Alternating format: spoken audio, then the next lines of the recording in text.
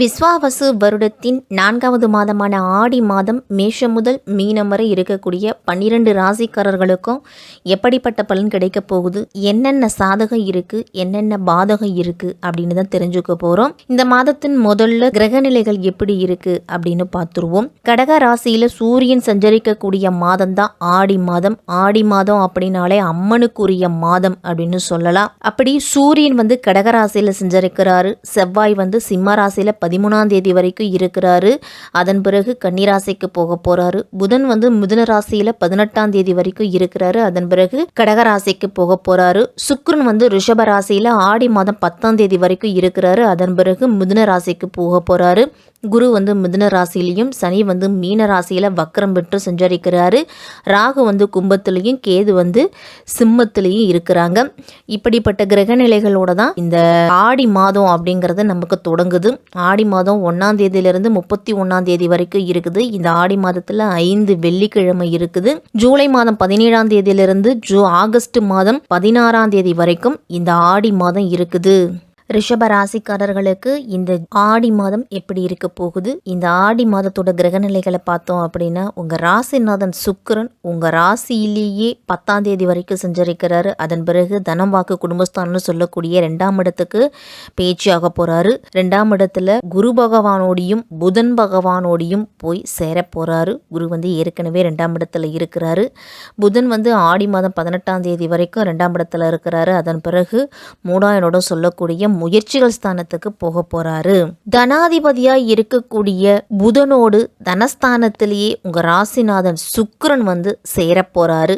அதனால பொருளாதார பற்றாக்குறை அப்படிங்கிறது ரிஷபராசிக்காரர்களுக்கு குறைய போகுது. நீங்க என்ன முயற்சி செய்துக்கிட்டு வரீங்களோ அந்த முயற்சியில சின்ன சின்ன தடங்கல்கள் இருந்தாலும் காரியம் அப்படிங்கிறது கடைசி நேரத்துல முடியும். எப்பாடுபட்டாவது இந்த காரியத்தை முடிச்சே தீரணும் அப்படிங்கிற ஒரு தைரியத்தோடும் ஒரு வெறியோட நீங்க இந்த மாதத்தை தொடங்குவீங்க. இந்த மாதத்தின் தொடக்கத்துல குடும்ப வாழ்க்கையில சின்ன சின்ன சண்டை சச்சரவுகள், சின்ன சின்ன பிரச்சனைகள், சின்ன சின்ன மனஸ்தாபங்கள் அப்படிங்கிறது இருக்கும்.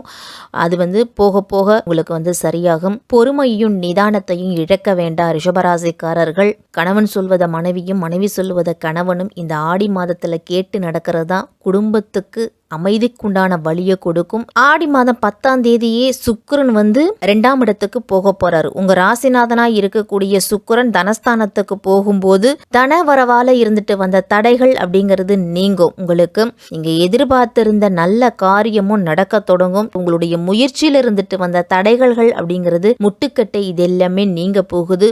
உங்களுக்கு முடிஞ்சா ஒரு முறை குலதெய்வ கோவிலுக்கு சென்று குலதெய்வத்தை வழிபட்டுட்டு வாங்க ரிஷபராசிக்காரர்கள். உங்களுக்கு சமுதாய சரி, அக்கம் பக்கத்தில் இருக்கிறவர்களின் சரி ஒரு மதிப்பும் மரியாதையும் அதிகரிக்க போகுது. எதை எந்த நேரத்தில் செய்யணும்னு நீங்க நினைச்சீங்களோ அதை அந்த நேரத்தில் செய்து முடிக்க போறீங்க. ஆடி மாதத்துல நல்ல வாய்ப்புகள் அப்படிங்கிறது கிடைக்கும். அந்த வாய்ப்புகளை முடிஞ்ச வரைக்கும் நீங்க பயன்படுத்திக்கணும். ராசிநாதன் வலுவா உங்க வீட்டுல இருக்கும் பொழுது வாழ்க்கையில நல்ல மாற்றங்கள் அப்படிங்கிறது கிடைக்கும். கடக ராசியில சூரியன் அமரும் பொழுது உங்களுக்கு மிகப்பெரிய யோகங்கள் அப்படிங்கிறது கிடைக்கும்.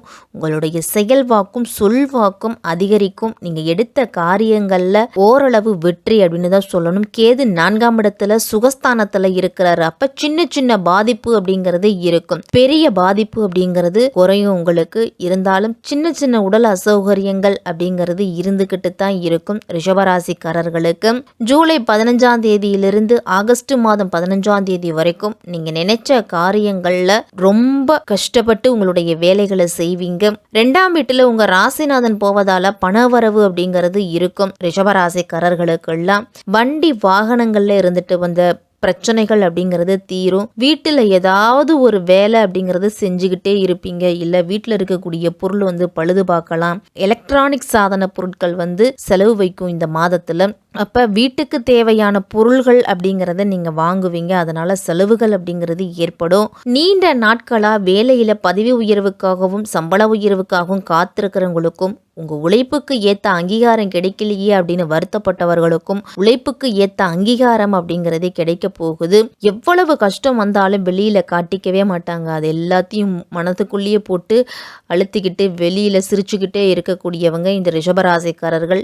ஓய்வு அப்படின்னு எடுக்க மாட்டாங்க. இருப்பாங்க, சுறுசுறுப்பாக இயங்கிக்கிட்டே இருப்பாங்க. என்ன பிரச்சனை வந்தாலும் பிரச்சனையா நானா அப்படின்னு பார்த்துக்கலாம் அப்படிங்கிற தைரியத்தோடு செயல்படக்கூடியவங்க. திருமண யோகம் அப்படிங்கிறது உங்களுக்கு கைகூடி வரும். இந்த மாதத்தில் அதற்குண்டான முயற்சியில் ஈடுபடுங்க. திருமண தடை அப்படிங்கிறது நீங்க போகுது.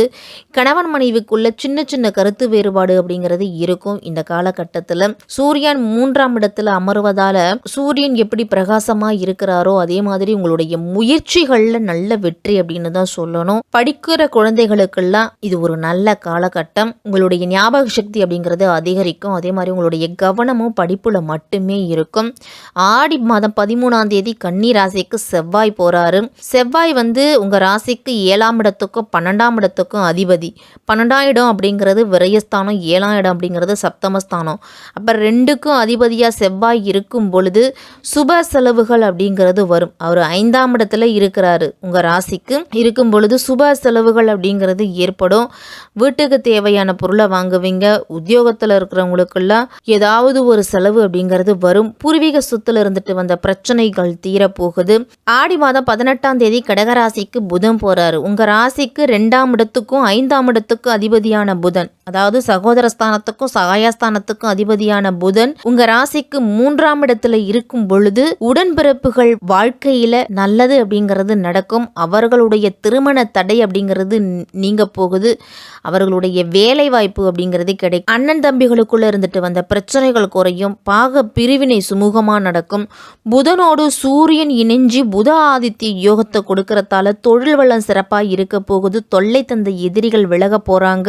பொன் பொருள் சேர்க்கை கிடைக்க போகுது. அரசியல்ல இருக்கிறவங்களுக்கெல்லாம் நல்ல பொறுப்புகள் கிடைக்க போகுது. கேது 4ஆம் இடத்துல இருக்கும் பொழுது உங்களுக்கோ குழந்தைகளுக்கோ தாய் தந்தையருக்கோ உடல் ஆரோக்கிய பிரச்சனைகள் வரலாம். சற்று கவனத்தோடு இருக்கணும். ராகு 10ஆம் இடத்துல இருக்கிறாரு.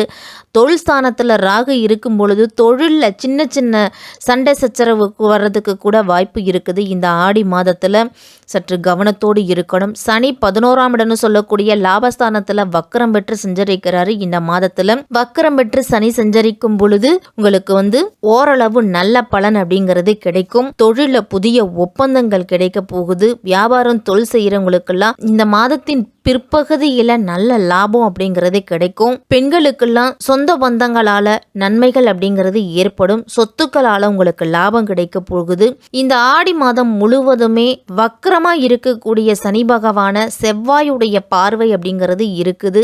அதே நேரம் சனி பகவான் இந்த மாதத்துல வக்ர இயக்கத்துல இருக்கிறாரு. 9ஆம் இடத்துக்கு 10ஆம் இடத்துக்கு அதிபதியான சனி 11ஆம் இடம்னு சொல்லக்கூடிய லாபஸ்தானத்துல வக்கரம் பெற்று சஞ்சரிக்கிறாரு. அப்ப பூர்வீக சொத்துல வீடு கட்டுவதற்கு உண்டான யோகம் அப்படிங்கிறது இருக்குது. வீடு கட்டுவதில் இருந்துட்டு வந்த தடை நீங்க போகுது.